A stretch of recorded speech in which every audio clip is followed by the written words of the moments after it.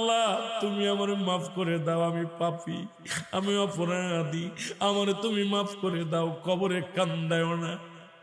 আল্লাহ মানুষের প্রথম বিপদ হলো মরণ, দ্বিতীয় বিপদ হলো কবর, তৃতীয় বিপদ হলো কিয়ামতের ময়দান।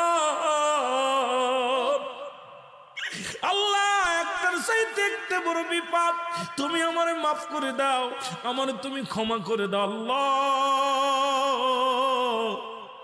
ও আল্লাহ তুমি আমারে মাফ করে দাও। কানতে কানতে যুবকের দেহখানা কঙ্কাল হয়ে গেলেন। এলহাম আলো যুবকের আর কান্দিস না, তোর চোখের পানি আল্লাহ সইতে পারে না। যিনি আসমান জমিনের মালিক, এই ভূখণ্ডের মালিক, যিনি চূর্ণ বিচ্ছিন্ন করে দিবে জমিনটা, আল্লাহ বলে কুল্লু মান আলাইহা ফান, সব কিছু শেষ করে দিবে আমার আল্লাহ। আল্লাহ